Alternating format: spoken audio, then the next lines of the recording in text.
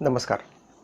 भारतीय संविधान या लेक्चर सिरीजमध्ये आज आपण भारतीय संविधानाचा भाग 2 नागरिकत्व अर्थातच part 2 of the constitution of India that is citizenship हा भाग आपण पाहणार आहोत. आणि भाग 2 मध्ये असलेले आर्टिकल 5 टू आर्टिकल 11 हे जे सर्व 7 आर्टिकल आहेत हे सुद्धा आपण विस्ताराने या ठिकाणी पाहूया. आणि यासोबत सिटीजनशिप ॲक्ट 1955 या ॲक्टमधले सुद्धा जे महत्त्वाचे सेक्शन आहेत ते सुद्धा आपण या ठिकाणी विस्तृतपणे त्याची चर्चा करूया. मित्रांनो, ज्यावेळेस आपण सार्वभौम राष्ट्राची जी कल्पना करतो त्याच्यामध्ये 2 घटक अतिशय महत्त्वाचे असतात. एक म्हणजे ते राष्ट्र, त्या देशाची भूमी, भूभाग, आणि दुसरं म्हणजे त्या देशात राहणारे लोक, नागरिक, सिटीजन्स. हे दोन्ही घटक मिळून एका देशाला परिपूर्ण करतात. या आधीच्या लेक्चरमध्ये आपण भारतीय संविधानाच्या भाग 1 बद्दल विस्तृत चर्चा केलेली आहे आणि त्या लेक्चरमध्ये आपण भूभागाचं महत्त्वसुद्धा आपण पाहिलं. आजच्या भागात म्हणजेच नागरिकत्व या भागामध्ये आपण नागरिक हे किती महत्त्वाचे असतात एखाद्या देशासाठी त्याबद्दल आपण जाणून घेऊया. सर्वप्रथम सिटीजन म्हणजे कोण असतो हे आपण पाहिलं पाहिजे. सिटीजन हा असा व्यक्ती आहे जो त्या देशाचा मूल निवासी आहे, त्या देशाचा विधिसम्मत निवासी आहे, नागरिक आहे. A person who is legally accepted as a member of a particular country or a naturalised member of a state असं सुद्धा आपण सिटीजनबद्दल म्हणू शकतो. भारतीय संविधानामध्ये भाग 2 यामध्ये आर्टिकल 5 टू आर्टिकल 11 हे 7 अनुच्छेद नागरिकत्वासंबंधीचे आहेत.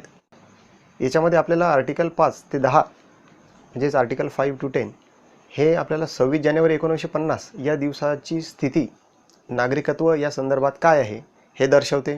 कारण आपण जाणतो की 26 जानेवारी 1950 या दिवशी आपलं संविधान हे पूर्णतः लागू झालं आणि कमेन्समेंट ऑफ द कॉन्स्टिट्यूशन म्हणजे संविधानाची जी सुरुवात जिथून आपण मानतो तर ती डेट म्हणजे 26 जानेवारी 1950. म्हणजेच अनुच्छेद 5 ते 10 यामध्ये आपण 26 जानेवारी 1950 ची नागरिकत्वासंबंधीची स्थिती पाहणार आहोत. आणि याच्यामध्ये आर्टिकल 11 जे आहे, अनुच्छेद 11 हे एक थोडंसं वेगळं आहे. कारण आपण असं जाणतो की नागरिकत्व या संकल्पनेबाबत संविधानाचा रोल हा अतिशय लिमिटेड आहे.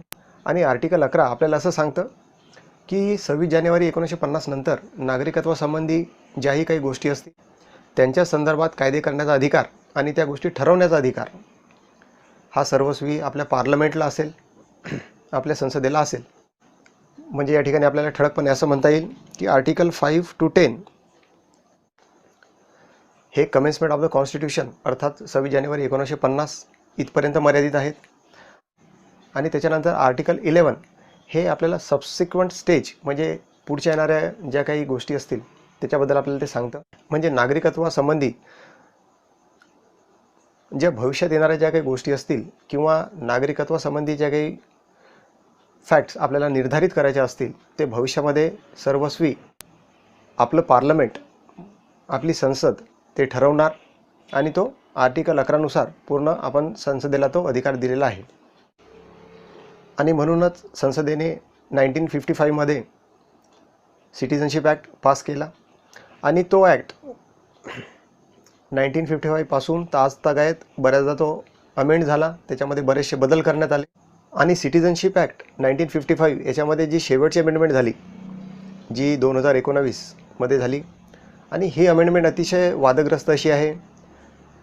या अमेंडमेंटला घेऊन, या अमेंडमेंट ॲक्टला घेऊन बरेचसे पिटिशन सुप्रीम कोर्टामध्ये सुद्धा पेंडिंग आहेत. आणि सिटीजनशिप अमेंडमेंट ॲक्ट 2019 या शेवटच्या अमेंडमेंटला घेऊन संपूर्ण भारतामध्ये काय झालं की एक संतापाची लाट आहे किंवा बऱ्याचशा लोकांना या ॲक्टमधल्या ज्या काही तरतुदी आहेत त्याच्याबद्दल काही नाराजी आहे. आणि बऱ्याचशा लोकांनी या ॲक्टवर वेगवेगळ्या प्रकारे क्रिटिसिझमसुद्धा केलं. आणि हा जो सिटीजनशिप अमेंडमेंट ॲक्ट 2019 आहे अर्थातच CAA,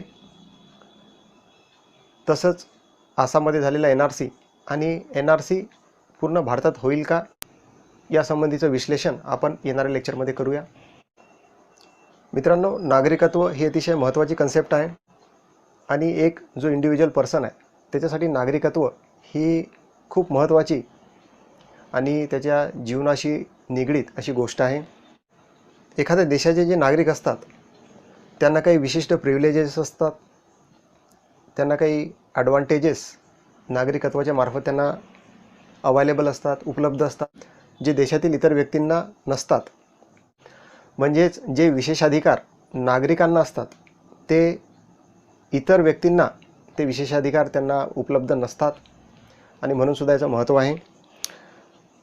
जर आपण भारताच्या संदर्भात जर बोलायचं झालं तर जे काही मूलभूत अधिकार आहेत, फंडामेंटल राईट्स, त्याच्यामध्ये आर्टिकल 15, आर्टिकल 16, आर्टिकल 18(2), आर्टिकल 19, तसंच आर्टिकल 29, 30 हे मूलभूत अधिकार हे नागरिकांना अवेलेबल आहेत. त्यासोबत राईट टू वोट म्हणजे मतदानाचा अधिकार असेल, किंवा काही कॉन्स्टिट्यूशनल पोस्ट, जसं की जे प्रमुख संवैधानिक पदं असतात ज्याच्यामध्ये प्रेसिडेंट असतील, गव्हर्नर्स असतील, प्राईम मिनिस्टर, चीफ मिनिस्टर असतील, त्यासोबत हायकोर्ट, सुप्रीम कोर्टाचे जे जजेस आहेत, हे आणि इतर जे काही महत्त्वाचे संवैधानिक पदं आहेत तर ते केवळ नागरिकांसाठी अवेलेबल असतात आणि भारतीय नागरिक हाच त्या पदावर जाऊ शकतो. म्हणजे नागरिकत्वाची एक पूर्व अट याच्यामध्ये असते असंही आपल्याला लक्षात येईल. भारतीय संविधानातील पार्ट 2 अर्थातच सिटिझनशिप याच्यामध्ये जे पहिलं आर्टिकल आहे, आर्टिकल 5, ते आपल्याला असं सांगतं की citizenship at the commencement of the constitution. म्हणजे कमेन्समेंट ऑफ द कॉन्स्टिट्यूशन म्हणजे जे संविधान आहे त्या संविधानाची जी सुरुवात ज्या दिवसापासून झाली तो दिवस, आणि तो 26 जानेवारी 1950 हा आहे, हे आपण सर्वजण जाणतो. तर citizenship at the commencement of the constitution म्हणजे 26 जानेवारी 1950 या दिवशी नागरिकत्व हे कोणाकोणाला असेल या संदर्भातील हे आर्टिकल 5 आहे. त्याच्यामध्ये असं सांगितलेलं आहे की at the commencement of the constitution every person who has his domicile in the territory of India. ज्या दिवशी आपलं संविधान लागू झालं तर त्या दिवशी जो व्यक्ती भारतामध्ये त्याचं वास्तव्य आहे तो व्यक्ती हा भारताचा नागरिक असेल, आणि त्यासोबत who was born in the territory of India म्हणजे तो व्यक्ती भारतीय टेरिटरीमध्ये त्याचा जन्म झाला पाहिजे, भारतीय टेरिटरीमध्ये त्याचा जन्म झाला पाहिजे. तसंच either of whose parents was born in territory of India, किंवा त्याचे जे पॅरेंट्स आहेत, जे पालक आहेत, त्यांचा जन्म भारतामध्ये व्हायला पाहिजे, किंवा who has been ordinarily resident in the territory of India for not less than 5 years immediately preceding such commencement. संविधानाची जी सुरुवात आहे त्याच्या आधी जर 5 वर्षापासून जर एखादा व्यक्ती हा भारतामध्ये राहत असला, ऑर्डिनरीली रेसिडेंट म्हणजे तो भारतात वास्तव्य करून आहे 5 वर्षापासून, तर तो सुद्धा भारताचा नागरिक आहे. या आर्टिकलमध्ये इंडियाचा जो उल्लेख आहे तर हा इंडिया म्हणजेच India that is defined in the government of India act 1935 म्हणजे जो भारत शासन अधिनियम होता 1935चा, तर त्या कायद्यामध्ये जो इंडिया म्हणजे भारत त्यांनी डिफाईन केलेला आहे त्यालाच आपण अनडिवायडेड इंडिया सुद्धा म्हणतो. म्हणजेच अनडिवायडेड इंडिया या ठिकाणी कन्सिडर केलेलं आहे किंवा तसं समजण्यात आलेलं आहे. पुढे आर्टिकल 6 हे आपल्याला पाकिस्तानातून भारतामध्ये जे आलेले काही मायग्रंट्स आहेत किंवा ज्यांनी मायग्रेशन केलेलं आहे भारतामध्ये त्यांच्याबद्दलचं हे आर्टिकल आहे. Article 6 rights of citizenship of a certain person who have migrated to India from Pakistan. तर पाकिस्तानातून जे लोक मायग्रेट झाले, ज्यांनी स्थलांतर केलं, त्यांच्या संबंधीचं हे आर्टिकल आहे. म्हणजे त्यांची नागरिकता कशी ठरवण्यात येईल त्या संबंधीचं आर्टिकल आहे. आर्टिकल 6 नुसार सुद्धा तो जो पर्सन आहे मायग्रेटेड त्याचासुद्धा भारतामध्ये जन्म झालेला पाहिजे, म्हणजेच अनडिवायडेड इंडिया. आपण जाणतो की 15 ऑगस्ट 1947 या दिवशी भारताला स्वातंत्र्य मिळालं, परंतु तत्पूर्वी जो 3 जून प्लान, माउंटबॅटन प्लान होता, त्या प्लाननुसार भारत आणि पाकिस्तान हे फाळणी होऊन 2 वेगवेगळे सार्वभौम देश तयार झाले. आणि फाळणीचं तत्त्व हे होतं की ज्या ठिकाणी मुस्लिम पॉप्युलेशन मेजॉरिटीमध्ये असेल तो भाग हा पाकिस्तानमध्ये समाविष्ट असेल, आणि म्हणूनच पाकिस्तानचे पूर्व पाकिस्तान आणि पश्चिम पाकिस्तान असे दोन भाग त्यावेळेस करण्यात आले आणि जो मुस्लिम डॉमिनेटेड एरिया होता तो आपण पाकिस्तानला दिला.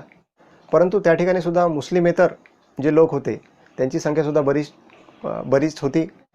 तर त्यांनी फाळणी झाल्यानंतर भारतामध्ये त्यांनी मायग्रेट केलं, स्थलांतर केलं किंवा त्यांचं विस्थापन झालं. अशा लोकांच्या संदर्भात हे आर्टिकल 6 आहे.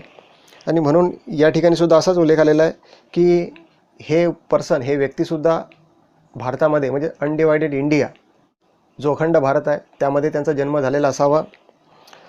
His parents were born in India, त्याचे जे पॅरेंट्स आहेत त्यांचासुद्धा जन्म किंवा त्यांच्या पॅरेंट्सचा जन्म भारतात झालेला असावा.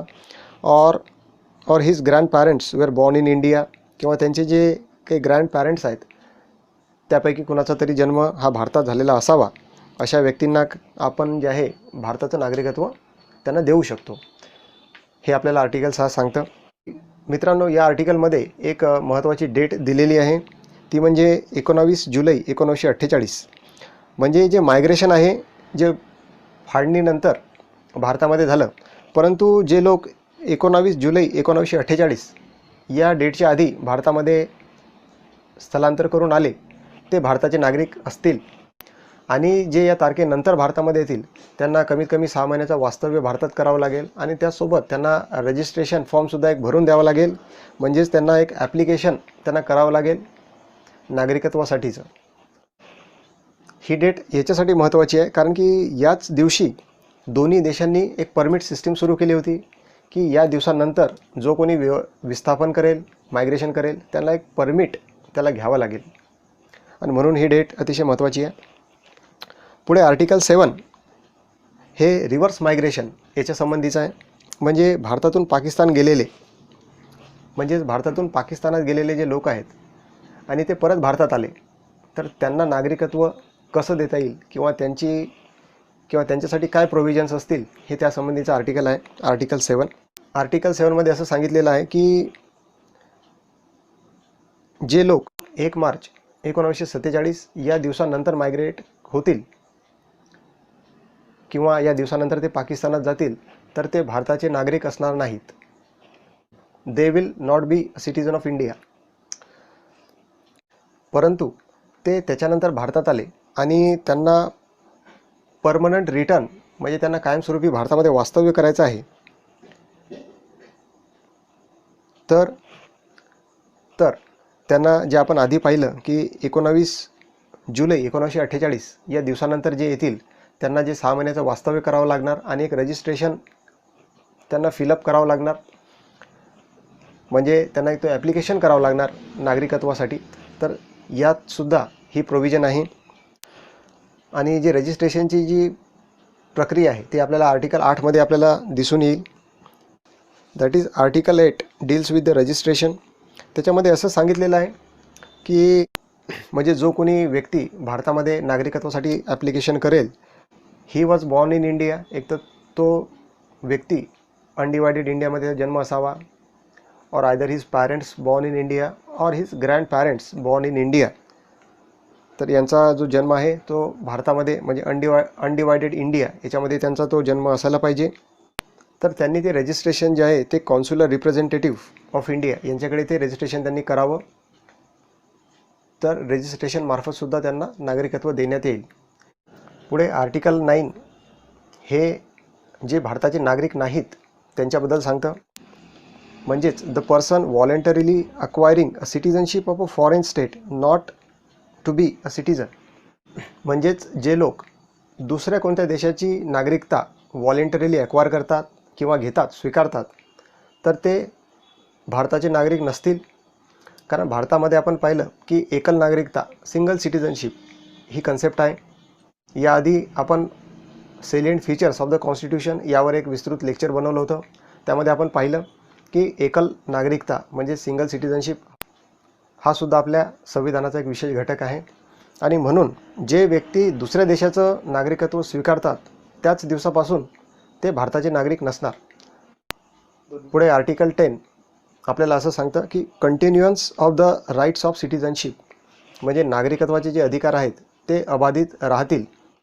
म्हणजे यामध्ये आपल्याला असं सांगता येईल की those person deemed to be a citizen of India, they are continued to be a citizen of India always, unless those persons disqualified as a citizen by law. म्हणजे जे नागरिक एकदा भारताचे नागरिक झाले ते कायमस्वरूपी भारताचे नागरिक असतील किंवा त्यांना तसं समजण्यात यावं, जोपर्यंत एखादा भारतीय कायदा त्यांचं नागरिकत्वापासून डिस्क्वालिफिकेशन करणार नाही, त्यांची नागरिकता रद्द करणार नाही, तोपर्यंत ते भारतीय नागरिक समजावे अशी यामध्ये तरतूद दिलेली आहे. आणि भारतीय संविधानातील पार्ट 2 नागरिकत्व याच्यामध्ये जे शेवटचं आर्टिकल आहे, आर्टिकल 11, ते आपल्याला असं सांगतं की Parliament to regulate the right of citizenship by law. म्हणजेच भारतीय संसद ही कायदे करून नागरिकत्वासंबंधीचे जे काही प्रोव्हिजन्स म्हणजे ज्या काही उपाययोजना असतील ते सर्वस्वी आपण संसदेला ते अधिकार दिलेले आहेत. म्हणजेच आर्टिकल 11 आपल्याला असं सांगतं की nothing in the foregoing provisions of this part shall derogate from the power of Parliament to make any provision with respect to the acquisition and termination of the citizenship and all other matters relating to the citizenship. म्हणजेच की हे संसदेला अधिकार असतील की संसदेने नागरिकत्व संबंधीचे कायदे बनवले पाहिजे आणि नागरिकत्व कोणत्या मार्गाने देता येईल आणि कोणत्या मार्गाने काढून घेता येईल हे सुद्धा अधिकार संसदेकडे आहेत, किंवा संसद तसा कायदा बनवून त्या प्रकारे तसे प्रोव्हिजन्स त्या कायद्यामध्ये ठेवू शकतं असं आपल्याला याच्यामध्ये दिसून येईल. तर मित्रांनो, सिटिझनशिपबाबत संविधानाचा अतिशय लिमिटेड रोल याच्यामध्ये आहे आणि आर्टिकल 11 मध्ये सांगितल्याप्रमाणे भविष्यातील ज्या काही गोष्टी उद्भवतील नागरिकत्व या संकल्पनेला घेऊन त्याच्या संबंधीचे सर्व अधिकार हे संसदेला आहेत. आणि आपण पाहिलं की संसदेने सिटिझनशिप ॲक्ट 1955 हा पारित केला आणि हा नागरिकत्वासंबंधीचा हा पहिला कायदा होता आणि याच्यामध्ये अनेकदा संशोधन त्याच्यामध्ये झालेले आहेत. जसं की 1957 मध्ये, 1985, 86, 1992, 1993, 2003, 2005, 2015 आणि सर्वात शेवटी झालेलं अमेंडमेंट म्हणजे 2019 citizenship amendment act of 2019 CAA हा कायदा. तर अशा प्रकारे त्याच्यामध्ये वेळेनुसार ज्या काही परिस्थितीमध्ये जे काही बदल होतात त्या बदलांना फोकसमध्ये ठेवून किंवा त्या बदलांना लक्षात घेऊन हे अमेंडमेंट्स केल्या जातात असं सुद्धा आपल्याला म्हणता येईल. तर अशा प्रकारे आपण संविधानाचा भाग 2 नागरिकत्व आणि त्याच्यामध्ये अंतर्भूत असलेले सर्व आर्टिकल आपण पाहिले आणि या भाग 2शी संबंधित असलेला सिटिझनशिप ॲक्ट 1955 आणि त्यातील जे काही महत्त्वाचे सेक्शन आहेत ते आपण येणाऱ्या लेक्चरमध्ये पाहूयात.